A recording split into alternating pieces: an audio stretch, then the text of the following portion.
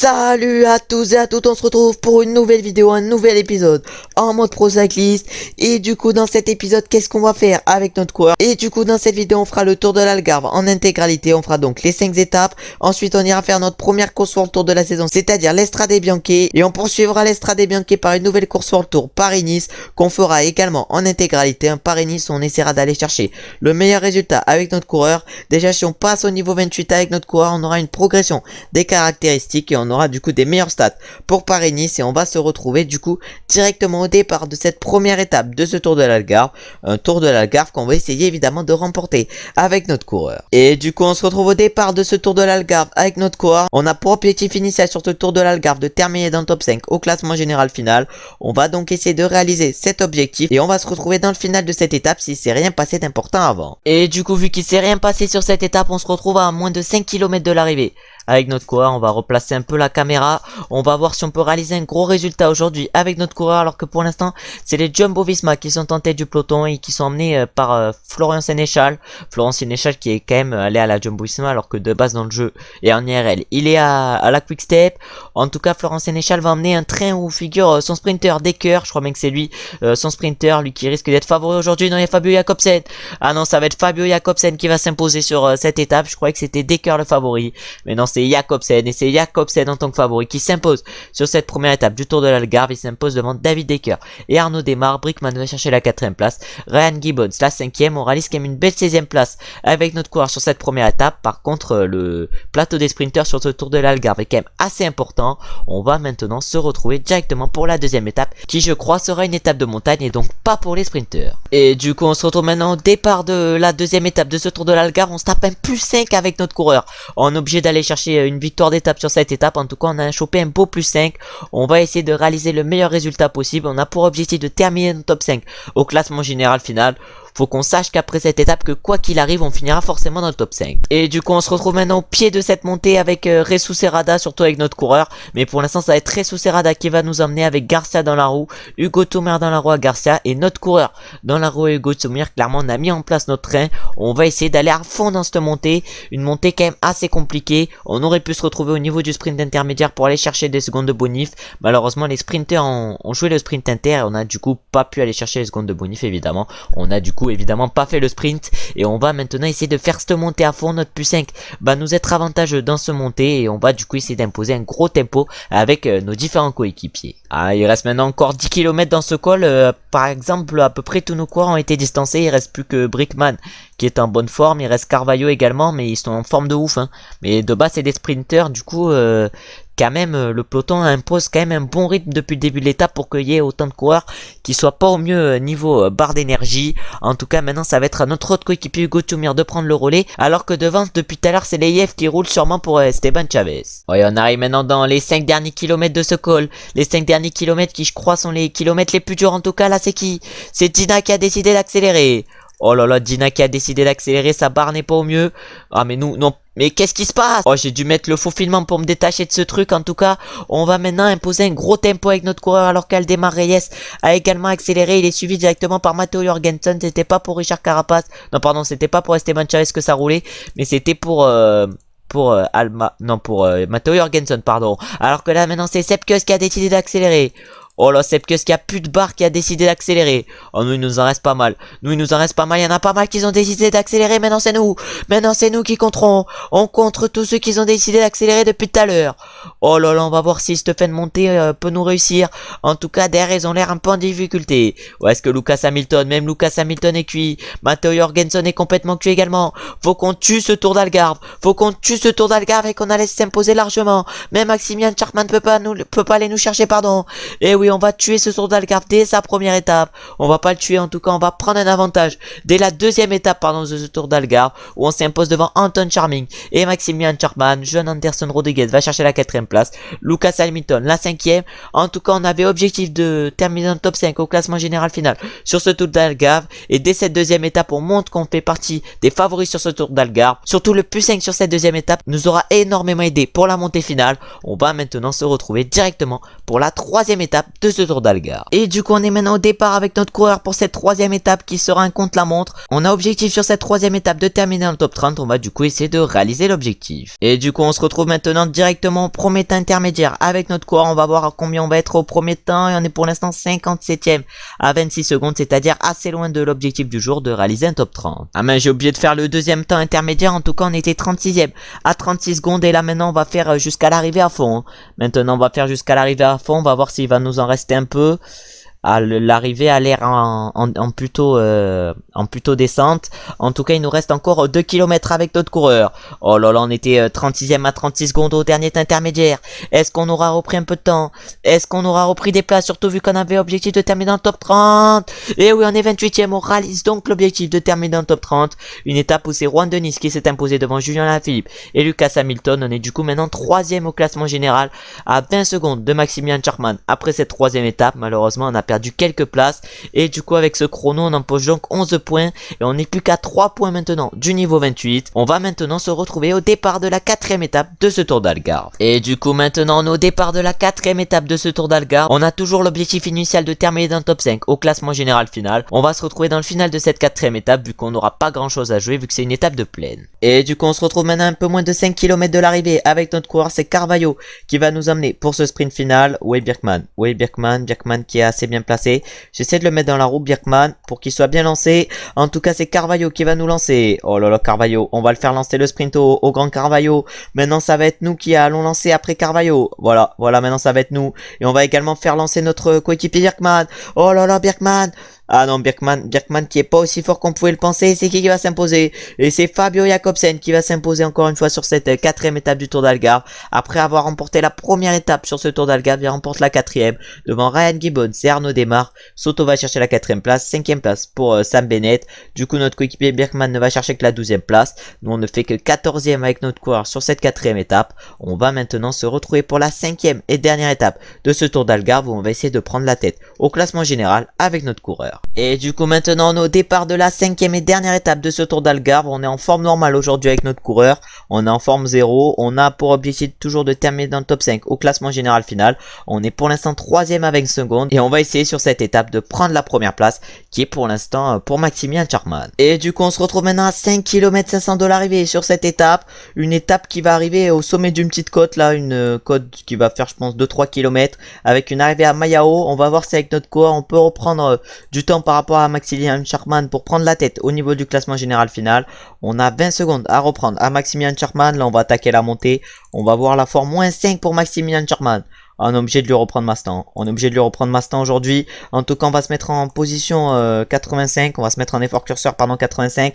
Et on va essayer de réaliser la meilleure montée possible alors que Julien Lafilippe accélère dans cette montée dès le pied. Oh là là, Julien Lafilippe qui accélère dès le pied dans cette montée. Nous, avec notre corps, on va essayer de réaliser la meilleure montée possible.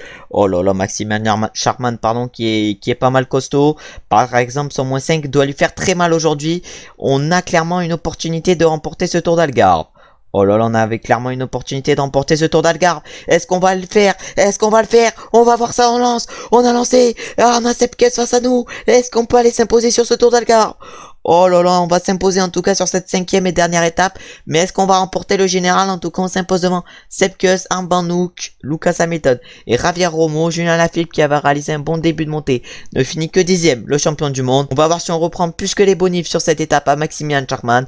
Si on reprend juste les bonifs, on leur aura repris seulement 10 secondes et ça sera impossible de remporter le classement général final. Et du coup, maintenant, on peut voir les podiums. On s'impose du coup avec 5 secondes d'avance sur Sepkes et 8 sur Armand Nouk et du coup, classement général. Et on s'impose pour 3 secondes par rapport à Lucas Hamilton et pour 7 secondes par rapport à Maximilian Schachmann. On remporte donc ce Tour d'Algarve. On a donc réussi notre objectif sur ce Tour d'Algarve.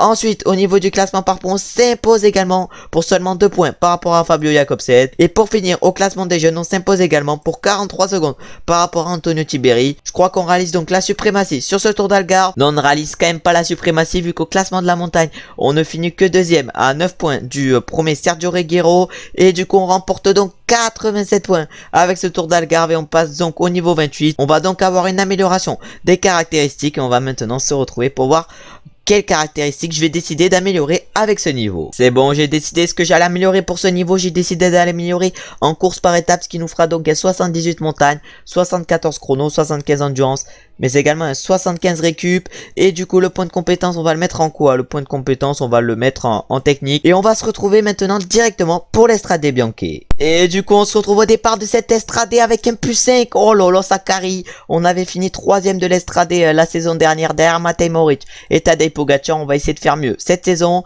Et sur cette Estrade Bianche, on a pour objectif de se montrer dans l'échappée au moins 60 km dans les 120 derniers kilomètres. Cet objectif, on va pas essayer de le faire vu que ça va nous puiser trop d'énergie. Mais on a également pour objectif de terminer dans le top 30 de cette Estrade.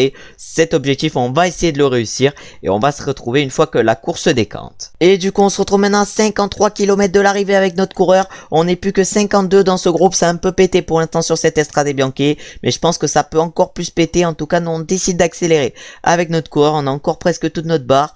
On va voir si on peut reprendre du temps déjà aux hommes de devant, vu que devant ils ont quand même plus de 3 minutes d'avance sur nous. On est parti en tout cas avec Messa, notre coéquipier, et Hugo Tchumir dans cette montée, mais également avec avec Tobias Foss. On va essayer maintenant d'aller à fond jusqu'au final pour réaliser le meilleur résultat possible. Ouais, c'est maintenant Messa, notre coéquipier, qu'on a mis à rouler. On a également Matej Moric qui a réussi à nous suivre pour la Quick-Step Alpha Vinyl. On a également Limrace pour la Jumbo-Visma qui a réussi à nous suivre. Limrace qui a un beau +5, Matej Moric +1 aujourd'hui, et Egan Bernal -1 par exemple. Mais Egan Bernal, lui également, semble très fort sur cette Estrade Bianche. Mais nous, avec notre coureur également, on est très fort. Et du coup, on n'est plus que 8 dans ce groupe. Et maintenant, ça va être notre autre coéquipier Hugo Tchumir qui va imposer le tempo pour nous. Devant, on a Kovi et Rea qui sont juste devant nous, et il reste plus que maintenant que 3 coureurs tout devant. Oh là là, mais il y a un coureur qui a été distancé, je crois bien, vu qu'on n'est plus que 9. Oh, même Clément Champoussin essaye de tenir notre roue. Oh là là, Clément Champoussin qui a plus d'aujourd'hui essaye de tenir la roue de notre groupe. En tout cas, actuellement, c'est notre coéquipier Hugo Tchumir qui est en train de rouler. En tout cas, on roule depuis tout à l'heure, mais on n'arrive toujours pas à reprendre du temps sur les 3 coureurs de devant, c'est-à-dire Moniquet. On va avoir déjà leur barre, la barre qu'ils ont déjà. Moniquet, il a plus trop de barres, mais il est quand même en beau +5. Ensuite, Franck Bonamour, il a quelle barre? Franck Bonamour, +4, il a plus trop de barres non plus. Et pour finir, Lorenzo Fortunato. Oh, Fortunato, c'est peut-être le meilleur, il a +5 également. Et il a plus trop de barres également. Ah, pour l'instant, ils arrivent à tenir l'écart, mais je pense que l'écart va diminuer petit à petit. Et maintenant, ça va remonter et encore descendre. Ça va encore remonter et descendre. Alors que Matej Moric est en train d'accélérer, j'ai l'impression un peu. Non, il a pas trop accéléré quand même, Matej Moric, mais sa petite accélération a fait peu de dégâts. Et là, je sais pas ce qu'il fait, mais il fait des relais un peu bizarres. En tout cas, on n'est plus que 7 dans ce groupe, mais on a quand même toujours 2 minutes d'avance sur le groupe de 31 DR qui risque de ne pas revenir. Et maintenant, on va normalement atteindre une nouvelle difficulté. On peut voir ici les pourcentages de cette difficulté. 2,3 km à 4,1%, mais c'est surtout le début de cette difficulté qui est dur. Et nous, c'est là où on décide d'accélérer. Et il y a pour l'instant Matej Moric qui peut nous suivre. Il y a qui d'autre? Il y a qui d'autre qui peut nous suivre? Il y a Egan Bernal et Clément Champoussin également qui peuvent nous suivre après cette accélération. Oh là là, nous on donne tout. Nous on a tout donné sur cette accélération. Egan Bernal et Clément Champoussin ont pu nous suivre. Nous on va pour l'instant relayer. On va voir si eux peuvent relayer avec nous. Ah, du coup c'est bon, ils peuvent bien relayer avec nous. Il y a même Limrace qui a réussi à revenir sur notre groupe. Oh là là, il y en a, ils sont un peu en difficulté. Du coup on en remet une. On en remet une avec notre coureur et on distance maintenant les autres. Oh là là, mais vu toute la barre qu'on a, je pense que je peux aller à fond jusqu'à la fin. En tout cas, il reste encore combien? Il reste encore 12 km 500. On va se mettre à effort curseur 85 maintenant jusque dans le final. Et derrière, il y a toujours un groupe de 4 qui est ensemble. Oh, on arrive maintenant avec plus de 30 secondes d'avance sur le groupe de 4 derrière. Devant, ils sont plus qu'à 10 secondes de nous, mais ils ont une barre clairement ridicule. Hein. Franck Bonamour, Lorenzo Fortunato et qui d'autre? Et Sylvain Moniquet devant, qu'ils ont une barre ridicule. Je pense qu'on peut les distancer assez facilement. Ah ouais, mais directement, on leur revient dessus, on les contre. Oh là là, on est extrêmement fort sur cette Estrade Bianche. Notre +5 nous aide. Nos stats, nos améliorations de stats nous aident également. Oh là là, cette Estrade Bianche va sûrement être incroyable. En tout cas, ils sont 7 derrière à être à notre poursuite. J'ai l'impression qu'il y en a qui ont été distancés du groupe. Non, en plus, il y en a pas qui ont été distancés du groupe de 5 derrière. En tout cas, Matej Moric essaye de faire le jump pour nous revenir dessus. Oh, on espère qu'il va pas revenir Matej Moric sur nous. En tout cas, il essaye de faire le jump. Et nous, on en remet une. On en remet une pour pas qu'il nous revienne dessus. Et du coup, on a réussi à le distancer. Lui qui revenait sur nous. Oh là là, mais il se passe des dingueries. On peut voir la barre derrière de Matej Moric qui a plus de barre rouge. Hein, mais il a quand même que 5 secondes de retard par rapport à nous. Oh là là, Matej Moric qui a réussi à nous revenir dessus un peu. En tout cas, il reste encore un peu moins de 3 km sur cette Estrade Bianche. Oh, notre barre a été un peu supérieure à celle de Matej Moric. On a décidé quand même de pas mal accélérer sur cette Estrade Bianche. Oh, j'espère que ça va pas finir sur un secteur pavé, vu que les pavés ne sont pas nos points forts. Hein. Ah ouais, les pavés, c'est pas du tout notre point fort. En tout cas, il peut plus accélérer. Oh, Matej Moric ne peut plus accélérer. Clément Champoussin avait réussi à revenir, mais ça va pas être lui qui va s'imposer. Et normalement, ça va être nous qui allons nous imposer sur cette Estrade Bianche. Oui, on est des monstres. On va s'imposer sur cette Estrade Bianche et remporter notre première grande classique. Même si c'est pas un monument, on remporte quand même notre première grande classique. Le plus 5 nous aura énormément aidé sur cette Estrade Bianche où on se sera imposé du coup devant Matej Moric et Clément Champoussin. Egan Bernal lui va chercher la 4ème place. Limrace la 5ème. En tout cas, c'est bien les 5 plus forts de cette Estrade Bianche qui finissent aux 5 premières places et on va maintenant du coup se retrouver pour voir combien de points nous apporte cette Estrade Bianche. Et du coup, on va voir combien de points cette victoire nous rapporte. Elle nous rapporte du coup 63 points. Cette victoire, on est du coup maintenant à 214 points. Dans le niveau 28, j'ai oublié de remercier mes coéquipiers qui ont été d'une grande aide sur cette Estrade Bianche. Et sans eux, je pense qu'on ne serait pas imposé sans Hugo Tchoumiré et Messa. Et on va maintenant se retrouver directement pour la première étape de Paris-Nice. Un Paris-Nice où on espère être dans la même forme que sur l'Estrade Bianche. Et du coup, on est dans la même forme que sur l'Estrade Bianche sur cette première étape de Paris-Nice. On a un plus 5. Un Paris-Nice où on a pour objectif initial de terminer dans le top 10 au classement général final. Ça risque d'être compliqué, mais si on a des plus 5 sur toutes les étapes de ce Paris-Nice, le top 10 sera clairement pas un objectif. Notre objectif sera clairement un top 3 sur ce Paris-Nice. Et on va du coup se retrouver directement dans le final de cette première étape, vu que c'est une étape de plaine et qu'elle nous conviendra pas. Et du coup, on se retrouve maintenant dans les 5 derniers kilomètres de cette première étape de Paris-Nice. On n'est plus que 47 dans le groupe de devant. Ça a totalement explosé. Nous, on a clairement roulé depuis tout à l'heure avec notre coureur, mais on n'a pas essayé de tout faire exploser. C'est notre tempo à Effort Curseur 85 qui a du tout faire exploser. En tout cas, c'est notre coéquipier Alex Zingle qui était en train de nous protéger. Encore 3 km sur cette étape. On va voir si on peut réaliser un gros sprint. En tout cas, le train de sprint est lancé pour qui? Le train de sprint est lancé pour, on va voir qui. Pour Arnaud Desmar, il est lancé. Je sais pas qui c'est cette équipe noire et jaune à chaque fois. En tout cas, c'est Arnaud Desmar qui va lancer en premier le sprint. Suivi directement dans la roue par Phil Boss. Phil Boss direct qui a suivi dans la roue. Ah, Phil Boss qui lui a abandonné sur le Tour de France en mode carrière avec la Saint-Michel-Aubert 93. Et va faire ici un anonyme top 10 alors que devant c'est Hugo Page qui s'impose sur cette première étape devant Paul Pénot et Marc Sarro pour un triplé français. Sian Fredheim va chercher la 4ème place et Sam Bennett la 5ème. Nous on finit 15ème sur cette première étape de Paris-Nice. Pas le meilleur résultat qu'on pouvait espérer, mais c'était pas une étape qui nous convenait de toute façon cette première étape vu que c'est une étape de plaine. On va du coup maintenant se retrouver pour la deuxième étape qui je crois est également une étape de plaine, du coup qui ne devrait pas nous convenir. Et du coup on est maintenant au départ de la deuxième étape de ce Paris-Nice avec encore une fois un plus 5. Voilà, comme je l'ai dit, cette deuxième étape c'est également une étape de plaine, du coup elle ne nous conviendra encore pas et on va se retrouver du coup directement dans le final de cette étape. On peut peut-être faire un résultat vu qu'il y a le sprint intermédiaire dans les derniers mètres, du coup les sprinters risquent de jouer le sprint inter avec la logique du jeu. Et du coup on se retrouve maintenant à 5 km de l'arrivée sur cette deuxième étape. On va voir si comme la logique est dite ils vont faire le sprint inter et pas jouer la victoire mais jouer la victoire avec plus de barre rouge. On va voir ça. En tout cas là c'est Sam Bennett qui va sûrement remporter le sprint inter devant Christopher Alvorsen et Marc Sarro. Nous on va tout donner, hein. Nous on va tout donner si on veut remporter le sprint. Oh, si on lance là, on peut peut-être s'imposer. Si on lance là, il y a personne qui nous a suivi. Oh là là, est-ce qu'on peut aller faire le gros coup sur cette deuxième étape de Paris-Nice et aller nous imposer? On va voir ça. Oh là, on a encore 10 secondes d'avance.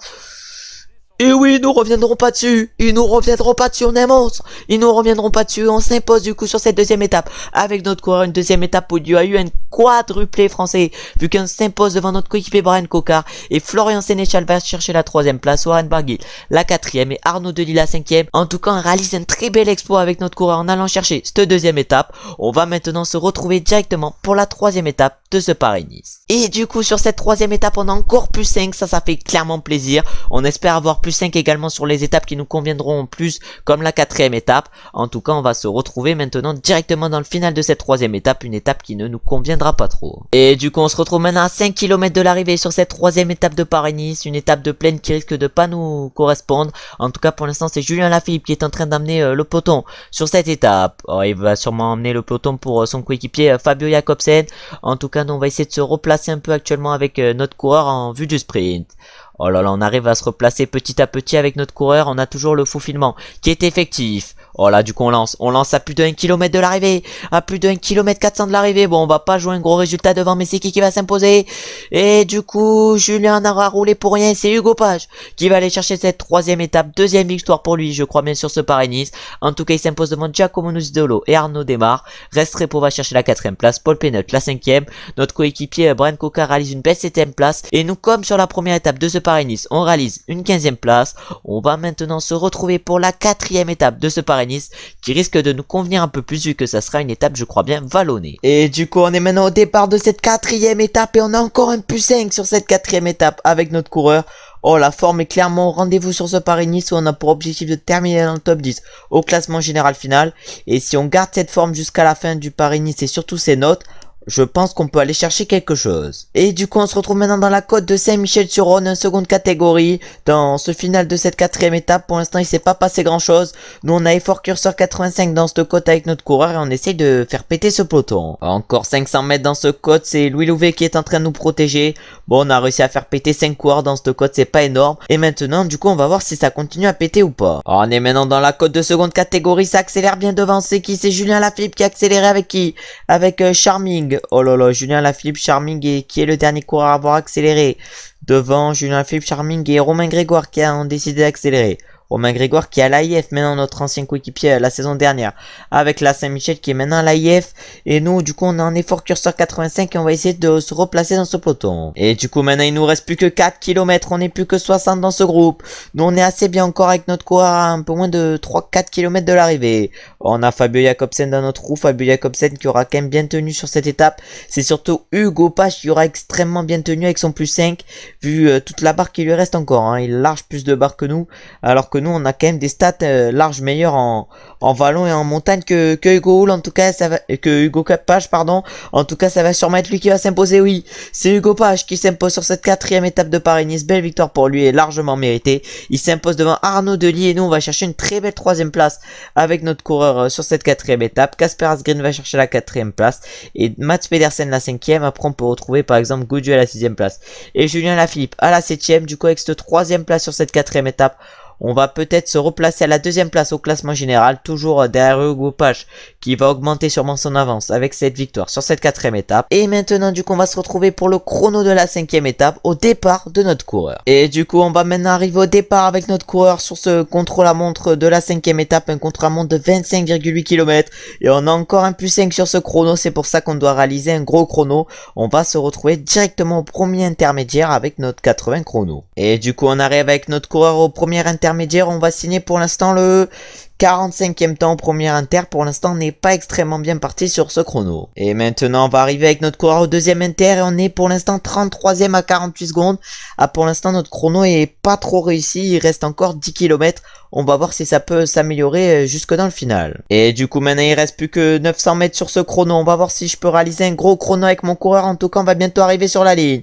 Oh là là, on va arriver sur la ligne et on signe le 12e temps provisoire. On avait quoi comme objectif? Ah, fallait faire un top 10 malheureusement sur cette étape et on est pour l'instant 12e alors que Hugo Page va signer le... Hugo Page, je crois, il finit juste devant nous sur ce chrono. Et du coup, au classement général, on recule à la 4e place après cette étape. Et c'est Primoz Roglic qui prend la tête. Au classement du meilleur grimpeur, c'est notre coéquipier Louvet qui est en tête. Au classement par points, c'est Hugo Page qui est en tête. Et au classement des jeunes, c'est toujours Hugo Page qui est en tête, juste devant nous pour 2 secondes. Mais du coup, au classement de l'étape, pardon, on finit 14e et Hugo Page 12e. Un chrono qui, je pense, aurait pu être meilleur pour nous vu la forme qu'on avait sur cette étape. On va maintenant essayer de se rattraper pour la prochaine étape, la 6e étape. Et du coup, maintenant, on est au départ de cette 6e étape de Paris-Nice. Une étape, malheureusement, qui ne devrait pas nous convenir. Mais la bosse de seconde catégorie pourrait peut-être nous permettre d'attaquer, même si elle ne fait que 5,8 km à 3,3%. Pour l'instant, que des +5 depuis le début de ce Paris-Nice, mais ça nous a pas été trop propice. Parce que pour l'instant on n'a qu'une victoire d'étape sur ce Paris-Nice et c'était sur la deuxième. On va du coup normalement se retrouver dans le final de cette étape. Et du coup malheureusement il s'est pas passé trop de choses après ce seconde catégorie, après cette côte de Saint-Philomène. J'ai roulé avec mon coureur, le peloton a un peu explosé mais pas trop. Et du coup on est maintenant 121 à moins de 4 km de l'arrivée. On va voir si on peut aller chercher quelque chose avec notre coureur. En tout cas on a notre coéquipier Louis Louvet qui est juste devant nous. Est-ce que Louis Louvet peut nous aider à aller chercher un gros résultat? Je sais pas, je pense qu'en plus il y a tous les sprinters sur cette étape, on va lancer. Je pense que tous les sprinters sont encore présents, mais non, on va lancer. On va lancer, oh là là là, ouais, mais on a Fabio Jakobsen face à nous, on a également Hugo Page. Ouais, ça va être extrêmement compliqué de réaliser un gros résultat, mais c'est Fabio Jakobsen qui s'impose sur cette 6ème étape devant Giacomo Nizzolo et Arnaud Delis. Hugo Page du coup va chercher la 4ème place, mais même si c'était très dur d'aller chercher un bon résultat, on va quand même chercher une très belle 5ème place sur cette 6ème étape avec notre coureur. Une 5ème place qui va pas nous permettre de nous replacer au général, mais une 5ème place qui va nous permettre de remporter pas mal de points pour le classement par points. On va maintenant se retrouver pour la 7ème étape de ce Paris-Nice qui risque cette fois-ci de nous convenir plus. Et du coup maintenant on est au départ de cette 7ème étape de Paris-Nice. Cette fois-ci c'est pas un +5 sur les premières étapes de montagne de ce Paris-Nice. Même sur la première étape de montagne de Paris-Nice c'est un +3. Mais +3 c'est quand même une excellente note. Et du coup on va essayer de réaliser un gros résultat aujourd'hui. De toute façon notre objectif c'est de terminer dans le top 10 au classement général final. Mais notre objectif à nous c'est clairement le top 5 ou le top 3 sur ce Paris-Nice. On va du coup normalement se retrouver avec notre coureur dans la côte de Palasque. Et du coup comme annoncé on se retrouve maintenant dans la côte de Palasque avec notre coureur. On va se mettre à Effort Curseur 70. On est dans un peloton que de 40 coureurs vu qu'il y a un groupe de 82 DR qui a été distancé. Nous on va faire cette montée à notre rythme. On va voir s'il y a quelques coureurs qui explosent. En tout cas là maintenant on va bientôt arriver au sommet de cette côte de Palasque. On est toujours à 1 minute de la tête de course. Une tête de course où on retrouve 6 coureurs. On retrouve qui à l'avant? On retrouve Timen Arensman, Pierre Latour, Matteo Jorgenson, Ethan Hayter, Julien Lafilippe, mais également Lorenz de plus. Julien Lafilippe qui était quand même 3ème, même pas qui est 3ème au général à 13 secondes et qui est à l'avant. Nous on est derrière dans ce groupe de 24 avec notre coureur. On va voir si on peut réaliser une dernière grosse montée, une montée du col du Tirreni assez impressionnante pour aller chercher une victoire d'étape. En tout cas on n'est plus que 24 dans le peloton. On a pas mal quand même de BNB. On a combien? On a 3 BNB. Après on a 2 Bora, on a 4 Jumbo Visma et 2 Lotto Soudal. On a quand même pas mal d'équipes représentées. Alors que maintenant c'est Verruiz qui va rouler pour je sais pas quel coureur. Verruiz.